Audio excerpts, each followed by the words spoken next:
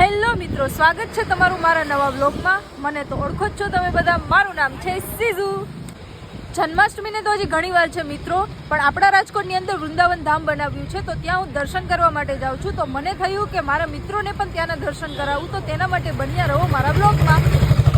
તો ફ્રેન્ડ્સ, અત્યારે હું જાઉં છું મારા એકમાત્ર ભાઈને રસ્તામાં ઘા કરવા. એમાં આ ટ્રકવાળાએ દિમાગ ખરાબ કરી દીધો. એક તો મોડું થઈ જાય, ઉપરથી આ આખો રસ્તો જામ કરીને રાખી દીધો છે. તો ફાઇનલી મારા ભાઈને અહીંયા ઘા કરી દીધો છે રસ્તામાં, અને હવે હું જાઉં છું પાછી રાજકોટ તરફ. હાલો ભાઈ, બાય બાય. સો ફાઇનલી મિત્રો, હું નીકળી ગઈ છું જામનગરથી. મારે 4:30 વાગે રાજકોટ પહોંચવાનું હતું, પણ ઘરેથી નીકળતા નીકળતા જ મોડું થઈ ગયું. 3:30 તો જામનગરમાં જ વાગી ગયા. હવે ખબર નહીં આપણે રાજકોટ ક્યારે પહોંચી. હજી રાજકોટ પહોંચવાને ઘણી વાર છે, તો રસ્તામાં એક ચાની હોટલ પણ હું એક બ્રેક લઈ લઉં. તો ફ્રેન્ડ્સ, મારી ચા આવી ગઈ છે, તો ફટાફટ આપણે ચા ને નાસ્તો કરીને રાજકોટ માટે નીકળીએ. વૃંદાવન ધામનું આયોજન ફ્રેન્ડ્સ ક્યાંક ઈશ્વરીય ગામમાં કર્યું છે, પણ ખબર નહીં કે એ સાઈડ આવ્યું છે. હું અડધી કલાકની ગાડીની ચક્કર મારી બધે એ જ ગોતું છું કે કઈ સાઈડ છે. ગોતી થાય છે હવે તો. શાયદ આ સાઈડથી શોર્ટકટ પડે ને જામનગરનો, જામનગરથી.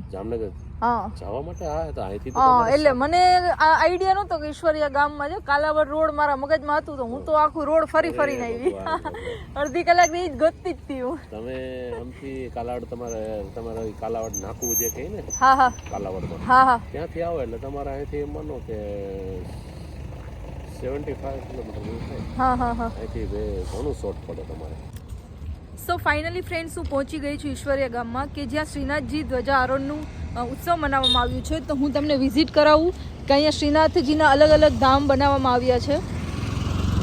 આ વૃંદાવન ધામમાં અંદર જવા માટેનો બ્યુટીફુલ એન્ટ્રેસ એરિયા છે. અંદર આવતા જ તમને ગોવર્ધન પર્વત જોવા મળશે, કે જે પર્વતને શ્રી કૃષ્ણ એની ટચલી આંગળીથી ઉપાડેલો છે. અહીંયાથી આગળ તમે અંદર જશો તો બ્યુટીફુલ વ્યૂ જોવા મળશે.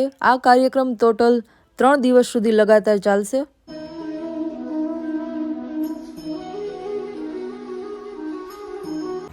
પરફેક્ટ ફિનિશિંગ આવે તે માટે થઈ અહીંયા આર્ટિફિશિયલ લેક પણ બનાવ્યું હતું. આ કામ ટોટલ 8 મહિનાથી ચાલી રહ્યું.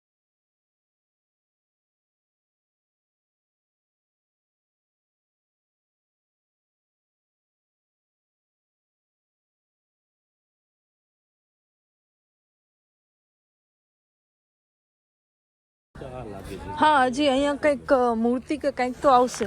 ના, પડદો આડો છે, પાછળ છે કંઈક, પાછળ બેકગ્રાઉન્ડ છે, અહીંયા મૂર્તિ બેસાડશે ઠાકોરજીની. હા, એવું હશે શાયદ.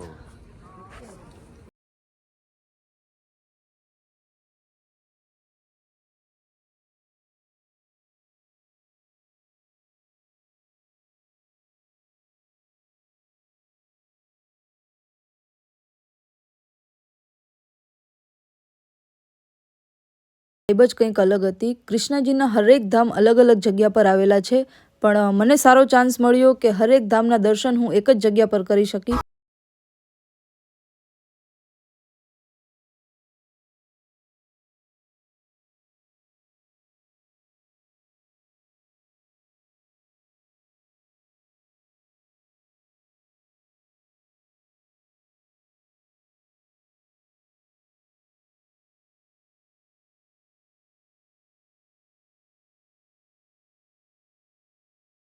ફ્રેન્ડ્સ, બહુ મોડું થઈ ગયું છે, એટલે હવે હું ફાઇનલી ઘરે જવા માટે નીકળી ગઈ છું.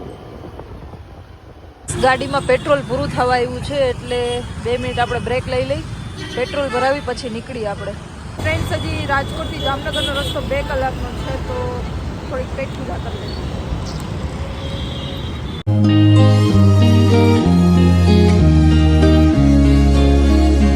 ફ્રેન્ડને અહીંના બર્ગર બહુ જ પસંદ છે, એટલે એના માટે પાર્સલ કરાવી લઈને પછી નીકળીએ આપણે.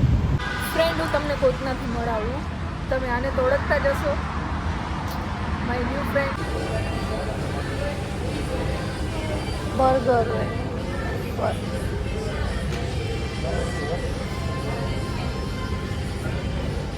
ચિકન છે, એ ન હાલે આપણે.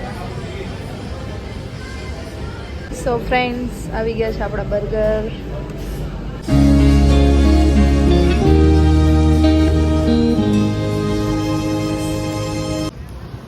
સો ફાઇનલી ફ્રેન્ડ્સ, હું જામનગરમાં પહોંચી ગઈ છું.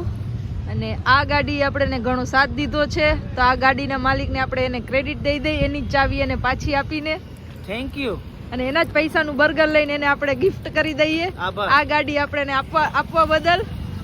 તો જલ્દ મળશું ન્યૂ વ્લોગમાં. ત્યાં સુધી ટાટા બાય બાય. આનો વ્લોગ જોતા જ નહીં તમે.